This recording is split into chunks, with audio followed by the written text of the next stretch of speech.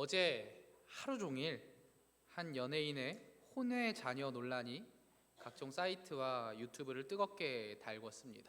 그리고 이와 함께 혼외 자녀라는 말이 계속해서 뉴스에 등장했습니다. 통계청이 지난 8월에 공개했던 자료에 따르면 2022년에 혼외 출생자가 1,900명이라고 합니다. 전체 출생아의 4.7% 수준이라고 하더라고요. 20명 중에 1명이 혼외자로 태어난다는 것입니다. 그런데 이 비율이 예전까지는 2%대를 유지해 왔는데 2021년부터 급격하게 증가되어 올해에는 5%를 넘길 것으로 예상된다고 하더라고요. 그런데 제가 진짜 놀랐던 것은 그 다음 이야기입니다. 이 대한민국의 혼외 출생 비율은 지금까지의 조사로는 4%대를 유지하고 있는데 이게 OECD 평균, 그러니까 OECD 국가 평균에 턱없이 못 미친다는 것입니다. 그렇다면 OECD 평균은 몇 퍼센트 정도 될까요? 몇 퍼센트일까요? OECD 국가 평균은 41.5%라고 합니다. 10명 중에 4명이 혼외 자녀로 태어난다는 얘기입니다. 이 통계는 우리에게 많은 것들을 이야기해 줍니다. 이미 결혼이라는 제도가 무의미해지고 있으며 우리가 생각하는 가정의 모습이 구시대의 것이 되어버렸음을 의미하기도 합니다. 우리가 정상적인 가정, 그리고 모범적인 가정, 평범한 가정이라고 얘기하면 부모와 자식이 있는 그 가정을 이야기하는데 이제는 그런 가정을 찾아보기가 쉽지 않을 것이라는 이야기이기도 하죠. 그리고 더 놀라운 것은 잘 사는 국가일수록 또 기독교 기반의 국가일수록 이 혼외자 비율이 높다는 것입니다. 우리는 지난주에 살인하지 말라는 6계명을 나눴습니다. 그때 우리는 단순히 살인이라는 행위만 죄가 되는 것이 아니라 그 기저에 있는 이웃을 미워함, 사랑하지 못함, 또한 그 모두 살인하지 말라는 그 계명에 포함됨을 보았습니다. 그리고 오늘 우리가 함께 읽은 이 계명, 간음하지 말라라는 이 계명인데 이 계명도 이 살인하지 말라는 계명처럼 아주 짧은 계명입니다. 살인하지 말라, 간음하지 말라, 아주 짧은 계명이죠. 오늘 우리가 함께 읽은 이 7계명도 살인 못지않게 이 간음이라는 것이 나에게는 해당 사항이 없는데 라고 생각할 수 있습니다. 실제로 성경에도 그런 사례가 등장합니다.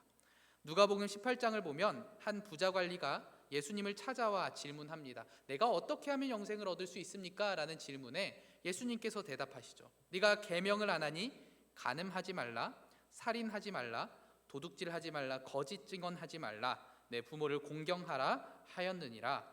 여짜오되 이것은 내가 어려서부터 다 지키었나이다. 이 부자 관리는 내가 어떻게 해야 영생을 얻을 수 있습니까? 라고 물었고 예수님은 이웃사랑 계명을 말씀하시면서 이를 지키면 된다고 말씀하시죠. 그러자 이 청년이 얘기하는 겁니다. 예수님, 저는 그거 다 잘 지켜왔습니다. 이 부자 관리는 10계명을 문자적으로는 알고 있었을지 모르나 그 참 뜻까지는 몰랐던 것 같아요. 이 부자 청년이 살인하지 말라는 계명이 이웃을 미워하는 것과 이웃을 사랑하지 않는 것까지 포함한다는 것을 알았다면 이렇게 자신 있게 말할 수는 없었을 겁니다. 제가 이것들은 다 지킵니다 라고 말할 수 없을 거예요. 그리고 오늘 우리가 읽은 7계명도 마찬가지입니다. 이 간음하지 말라라는 표면적인 문장만 본다면 나는 간음한 적이 없습니다, 나는 간음하지 않습니다, 이 7계명만큼은 내가 잘 지키고 있습니다 라고 말할 수 있습니다. 그러나 마태복음에는 또 이러한 말씀이 나오죠. 마태복음 5장에 또 간음하지 말라 하였다는 것을 너희가 들었으나 나는 너희에게 이르노니 음욕을 품고 여자를 보는 자마다 마음에 이미 간음하였느니라. 이 마태복음 5장의 말씀을 보면 간음의 범위가 꽤나 넓음을 우리는 확인할 수 있습니다. 음욕을 품고 여자를 보는 자마다 이미 마음에 간음하였느니라. 이 간음을 행위로 그 행하는 것뿐만 아니라 음욕을 품는 것까지도, 그 마음 속에서 그 음욕을 품는 것까지도 마음에 간음하였다고 이야기하는 것입니다. 즉 간음하지 말라는 이 7계명도 우리가 지난주에 보았던 6계명과 같이 행위를 하지 않는 것으로 끝나는 것이 아니라 그 속에 있는 참 뜻을 알고 그것을 실천해야 함을 보여주고 있는 것입니다. 그렇다면 이 7계명은 우리에게 무엇을 말하는 것일까요? 이 간음하지 말라라고 할 때 간음을 히브리어, 이 성경 원어로 보면 나아프라는 단어입니다. 이 나아프라는 단어는 구약 성경에 34번이 나오는데 대상이 없이 쓰일 때도 있지만 대상이 있을 경우에는 여인을 그 대상으로 하거나 이웃의 아내를 대상으로 합니다. 혹은 주어가 여성일 때는 다른 남자들을 대상으로 합니다. 그러니 결국 이 나아프, 즉 10계명에서 이야기하는 간음은 결혼한 사람 외에 다른 사람과의 성적인 관계를 이야기하는 것입니다. 그러니까 다른 남자들 혹은 그 이웃의 아내를 얘기하는, 그러니까 결혼 외의 성적인 관계를 이야기하는 것이죠. 이 10계명에서 이야기하는 간음은 이렇게 결혼이 전제되어 있습니다. 이 계명이 단순히 무분별한 성적 행위를 금하는 것에 있다면 간음이라는 단어보다는 음행이라는 단어가 더 어울렸을 겁니다. 음행은 음란한 행위를 모두 이야기하는 것이라면 간음은 그것보다 더욱 구체적인 죄를 이야기하는 것입니다. 결혼한 남녀가 다른 이성과 성적인 관계를 맺는 것을 이야기하는 겁니다. 물론 결혼하지 않고 무분별한 성적인 관계도 성경에서는 금합니다. 그러나 이 10계명의 7계명에서의 간음의 핵심적인 개념은 오늘날 우리가 흔히 생각하는 대로 모든 부적절한 성적 관계에 있지 않습니다. 그것 또한 죄이지만 이 7계명에서 말하는 간음이란 한 남자가 이웃의 아내와 성적인 관계를 맺는 것, 혹은 한 여자가 그 이웃의 남편과 성적인 관계를 맺는 것이라고 할 수 있습니다. 이렇게 본다면 10계명의 이 간음하지 말라는 계명은 성과 관련된 모든 죄를 규제하기 위해 있는 계명은 아닙니다. 그렇다면 이 7계명의 구체적인 목적은 무엇일까요? 간음이 결혼한 사람 외의 다른 사람과의 성적인 관계를 금지하는 것이라면 결국 이 7계명의 궁극적인 목적은 바로 가정과 결혼을 보호하는 것입니다. 우리가 앞서 이야기했을 때 이 결혼 제도가 무의미해지고 우리가 생각하는 가정이 구시대의 것이 되어버린다고 이야기했잖아요. 이 7계명은 그러한 것들이, 그러한 일들이 일어나지 않아야 한다라고 이야기하는 계명인 것이죠. 가정과 결혼을 보호하기 위해 주어진 계명입니다. 우리는 2주 전에 5계명이, 그 부모 공경이 결국 하나님 사랑과 이웃 사랑으로 나아감을 보았습니다. 그리고 6계명은 우리가 지난주에 봤던 살인하지 말라는 그 6계명은 이웃 사랑의 적극적인 실천이며 이웃의 생명을 보호하는 일인 것을 우리가 보았죠. 그리고 이 7계명은 이웃의 가정과 결혼을 보호하기 위해 우리에게 주신 명령인 것입니다. 우리는 그 5계명, 부모를 공경하라는 계명을 통해서 부모와의 관계를 통해 우리가 하나님의 사랑, 그 하나님 사랑과 이웃 사랑을 배울 수 있다고 이야기했습니다. 자녀들은 부모를 통해 그 신앙을 전수받게 되고, 또 부모는 자녀를 통해 하나님의 사랑을 체험하게 됩니다. 하나님의 자녀들은, 하나님을 아는 자들은 이 가정에서 하나님 나라를 경험하게 되는 것이죠. 이 무조건적인 사랑, 대가 없는 섬김, 이러한 것들을 가정에서 처음 경험하게 되죠. 꼭 하나님을 아는 가정이 아닐지라도 부모를 통해서 우리는 대가 없는 사랑을 알 수가 있습니다. 무조건적인 사랑이 이런 것인구나라는 것을 알 수 있는 거죠. 그리고 부모도 마찬가지죠. 내가 대가 없는 사랑을 줄 수 있구나, 내가 무조건적인 사랑을 자녀에게 베풀 수 있구나, 하나님께서도 나에게 그러셨겠구나 하면서 이 가정이 하나님의 사랑을 알게 해주는 그 역할을 하는 것입니다. 그렇기 때문에 가정을 가장 작은 단위의 교회라고 말하기도 하며 천국의 축소판이라고 이야기하는 것입니다. 가정에서 하나님의 사랑을 경험할 수 있기 때문이죠. 그런데 이러한 가정이 어떻게 만들어질까요?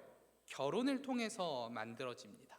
결혼은 하나님의 형상으로 지음받은 남자와 여자가 서로 연합하여 한 몸이 되는 것입니다. 그리고 이 연합은 사람이 임의로 맺은 것이 아니라 하나님께서 짝지어 주신 것입니다.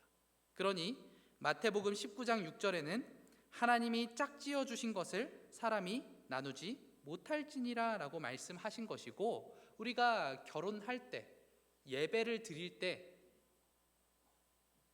이 말씀을 가지고 마음에 새기면서 살아가는 것이죠. 하나님이 짝지어 주신 것을 사람이 나누지 못합니다. 그런데 이 하나님께서 짝지어 주신 것을 인간의 정욕으로 인해, 그 욕망으로 인해 깨뜨리는 일이 바로 간음인 것입니다. 그러므로 간음은 가정이라는 하나님 나라를 파괴하는 아주 심각한 범죄인 것입니다. 남편과 아내가 서로의 그 신뢰를 깨는 것만으로도 큰 죄라고 말할 수 있는데, 이를 넘어 하나님께서 정해 주신 것을 인간 마음대로 깨버리는, 가정이라는 가장 작은 단위의 교회를 파괴하는 일이 바로 이 간음이라는 것이죠. 우리가 생각하는 것보다 그냥 부부간의 그 정조 의무를 배신해서 내가 이 배우자에게 죄를 짓는 것만으로 끝나는 것이 아니라 가정을 파괴하고 교회를 파괴하는 일이 바로 이 간음이라는 것이죠. 하나님께서 지어주신 것에, 하나님께서 맺어주신 것에 사람이 결코 끊을 수 없는 것을 사람의 힘으로 끊겠다고, 그것도 잘못된 방법으로 끊겠다고 하는 것이 바로 이 간음인 겁니다. 그렇기 때문에 간음은 너무나도 큰 죄라고 성경은 이야기합니다. 성경은 이 간음을 하나님께 큰 악, 여호와께 큰 죄악이라고 이야기를 합니다. 창세기 39장에는 이 요셉의 이야기가 나오는데 이렇게 이야기합니다. 창세기 39장 9절 말씀에 이 집에는 나보다 큰 이가 없으며 주인이 아무것도 내게 금하지 아니하였어도 금한 것은 당신뿐이니 당신은 그의 아내임이라. 그런즉 내가 어찌 이 큰 악을 행하여 하나님께 죄를 지으리까. 요셉이 보디발의 아내에게 한 이야기입니다. 보디발의 아내가 동침을 요구하자 요셉이 그녀에게 이렇게 이야기하는 겁니다. 그런데 이 내가 보디발 앞에서의 큰 죄라고 이야기하는 것을 넘어 이러한 일이 하나님 앞에서 큰 악이라고 이야기를 합니다. 단순히 보디발과의 신뢰관계에 문제가 생기는 것을 넘어 하나님 앞에서 너무나 큰 죄악이라고 이야기하는 것이죠. 또한 아브라함이 사라가 자신의 아내인 것을 속였을 때 아비멜렉은 아브라함을 불러 이렇게 이야기합니다. 창세기 20장 9절에 아비멜렉이 아브라함을 불러서 그에게 이르되 네가 어찌하여 우리에게 이렇게 하느냐, 내가 무슨 죄를 내게 범하였기에 내가 나와 내 나라가 큰 죄에 빠질 뻔하게 하였느냐, 네가 합당하지 아니한 일을 내게 행하였도다 하고. 무슨 말입니까? 이 사라를 자신의 아내가 아니라고 이야기했죠. 그래서 아비멜렉이 이 사라를 아내로 삼으려고 한 겁니다. 그런데 이제 나중에 아비멜렉이 이 사라가 아브라함의 아내인 것을 알자 이렇게 얘기한 겁니다. 너는 어떻게, 내가 너한테 무슨 죄를 저질렀느냐, 왜 나와 내 나라를 망하게 하느냐, 나와 내 나라가 큰 죄에 빠질 뻔했다라고 얘기하는 거죠. 이 구약에서는 이 간음을 아주 큰 죄라고 이야기하는 것입니다. 이렇게 간음이 구약 시대의 큰 악이자 죄이기 때문에 간음한 자는 돌로 쳐서 죽여야 한다고 성경은 이야기합니다. 신명기 22장 24절 보면은 너희는 그들을 둘 다 성읍문으로 끌어내고 그들을 돌로 쳐 죽일 것이니. 이 간음한 자에게 내리는 벌이 이 투석형이었던 거죠. 돌을 던져서 죽이는 것. 간음이 그만큼 심각한 죄라는 것을 이야기하는 것입니다. 간음은 단순히 순결이 깨지기 때문에 금하는 것이 아닙니다. 간음은 이 부부간의 신뢰가 깨지기 때문에 금하는 것도 아니에요. 물론 그것도 큰 죄이지만 간음은 이 결혼을 깨뜨리고 가정을 깨뜨립니다. 가정을 깨뜨리는 것은 곧 교회를 깨뜨리는 것과 같습니다. 가정이야말로 앞서 말한 대로 가장 작은 단위의 교회, 그 하나님 사랑이 무엇인지 알 수 있는 곳, 하나님 사랑을 처음으로 교육받고 알게 되고 경험하는 곳이기 때문에 아주 중요한 역할을 하는 가장 작은 단위의 교회입니다. 그런데 그것을 깨는 일이 간음이라는 것이죠. 그렇기 때문에 성경은 간음을 아주 큰 죄라고 이야기하며 이 7계명이 이야기하는 겁니다. 간음하지 말라고. 우리는 이러한 모습을, 이 간음이, 그리고 아까 이야기한 대로 그 마음에 음욕이 일어난다면 이것을 끊어내고 없앨 수 있어야 합니다. 그렇다면 이렇게 간음을 하지 않으려면, 이것을 없애려면 우리는 어떻게 해야 될까요? 첫 번째로는 그 음욕의 첫 징조를 가차없이 잘라내야 합니다. 앞서서 우리는 음욕을 품고 이성을 보는 것도 간음이라는 마태복음의 말씀을 보았습니다. 이는 단순히 음욕을 품는 것만을 이야기하는 것이 아니라 이성에 대한 모든 욕망을 경계하라고 이야기하는 것입니다. 그리고 이러한 욕망은 아주 작은 것으로부터 시작하죠. 모든 죄가 그렇지만 특별히 이 간음이야말로 아주 작은 것으로부터 시작합니다. 이 정도는 괜찮을 거야, 이건 간음이 아니야 라고 얘기하는 그 작은 것으로부터 시작하는 거죠. 그냥 한 번 더 쳐다보는 것, 말 한 번 붙여보는 것, 커피 한 잔 하는 것과 같은 아주 작은 것으로부터 시작되는 겁니다. 물론 그렇다고 이성과 모든 그런 쳐다보는 것, 그리고 커피 한 잔 하는 그런 것들을 다 하면 안 된다고 이야기하는 것은 아닙니다. 그러니까 이성에게 말도 걸지 말라는 건 아니에요. 그러나 자신은 알고 있습니다. 나의 이 행위가, 이 작은 행위가 나의 음욕과 정욕으로부터 시작하는지 아니면 정말로 이웃 사랑으로부터 시작하는지 나는 알고 있어요. 내 그 행위의 발원이, 기원이 어떤 마음인지 본인은 알고 있습니다. 나와 하나님은 알고 있습니다. 이것이 정말 이웃 사랑으로부터 나오는 행위라면 그것은 가정을 살리고 교회를 살릴 것입니다.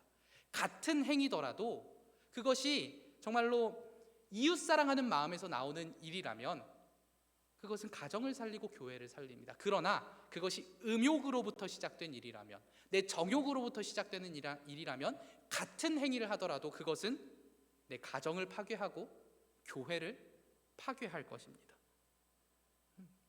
이것이 나의 음욕으로부터 시작되는 것인지 아니면 정말 이웃 사랑에서부터 시작되는 것인지 나와 하나님은 알고 있습니다. 그런데 만약 내 행위가 음욕으로부터, 정욕으로부터 시작됐다면, 그것이 음욕의 첫 징조라면 우리는 그 작은 행위부터 끊어낼 수 있어야 합니다. 그래서 마태복음 5장 29절에는 이야기합니다. 만일 내 오른 눈이 너로 실족하게 하거든 빼어내버리라. 내 백체 중 하나가 없어지고 온몸이 지옥에 던져지지 않는 것이 유익하며. 눈으로 인해 간음을 할 것 같으면 빼버리라고 이야기하는 겁니다. 정말 눈을 빼라는 것이 아니죠. 음욕의 첫 징조가 있다면 그것을 가차없이 끊어내야 한다고 이야기하는 겁니다. 여기서 눈을 그냥 백체 중에 하나라고 이야기하는데 눈 얼마나 중요합니까? 제게 이 몸에 있는 것 중에 무엇을 끊어낼래? 라고 하면 가장 마지막에 이야기하는 게 눈일 것 같아요. 그만큼 중요하잖아요. 근데 그 중요한 것도 음욕의 첫 징조가 된다면 끊어내라고 말씀하시는 겁니다. 그 마음에 기저에 있는 그 음욕에게 조금의 빌미도 주지 말라고 이야기하는 것이죠.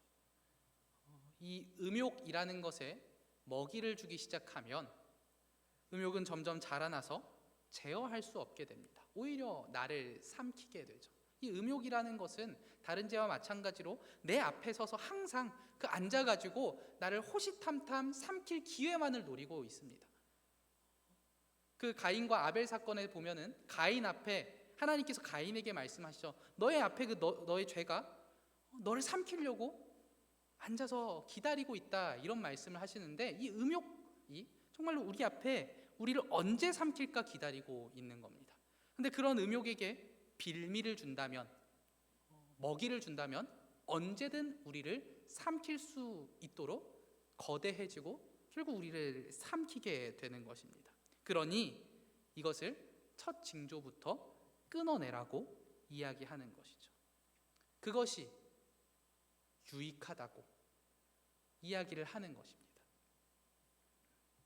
그러나 이 음욕의 첫 징조를 해결하는 것만이 해결책은 아닙니다. 그리고 이것은 음욕의 첫 징조를 끊어내는 것은 근원적인 해결책이 될 수는 없습니다. 근원적으로 우리는 이 문제를 어떻게, 이 간음의 문제를, 음욕의 문제를 어떻게 해결할 수 있을까요? 요한복음 8절에는 간음한 여인의 이야기가 나옵니다. 바리새인들을 비롯해서 많은 이들이 이 여인을 율법대로 돌로 쳐서 죽이려고 했고, 그 사람들은 예수님께 물어보기도 했습니다. 율법은 이러한 여자를 돌로 치라고, 이 간음한 여인을 돌로 치라고 이야기하는데 우리가 어떻게 할까요? 그러자 예수님께서 말씀하십니다. 너희 중에 죄 없는 자가 먼저 돌로 치라. 이렇게 예수님께서 말씀하시자 누가 죄가 없겠어요? 다 죄가 있잖아요. 그러니까 모든 사람들이 그 말씀에 양심의 가책을 느끼고 그 자리를 떴습니다. 모든 사람들이 돌을 던지지 않고 떠나간 거죠. 그때 예수님은 여인에게 말씀하십니다. 여자여, 너를 고발하던 그들이 어디 있느냐? 너를 정죄한 자가 없느냐? 그러자 여인이 대답합니다. 주여, 없나이다. 그러자 예수님께서 그 여인에게 나도 너를 정죄하지 않는다, 그렇게 말씀하시는 거죠. 그 간음한 여인을 내가 너를 정죄하지 않겠다, 그 많은 이들도 정죄하지 않았고 나도 너를 정죄하지 않겠다, 이것은 그냥 내가 너를 한번 눈 감아줄게 정도가 아닙니다. 죽어 마땅한 여인이었잖아요. 돌을 던져서 죽이는 것이 당시에 법적으로는 맞는 일이었는데 예수님께서 그녀를 변호해 주신 것뿐만 아니라 그녀에게 죄 없다고, 내가 널 정죄하지 않겠다라고 얘기하신 거는, 그렇게 말씀하신 것은 그녀를 구원해 주신 것입니다. 그녀를 용서해 주신 것이죠. 그리고는 그녀에게 말씀하십니다. 가서 다시는 죄를 범하지 말라.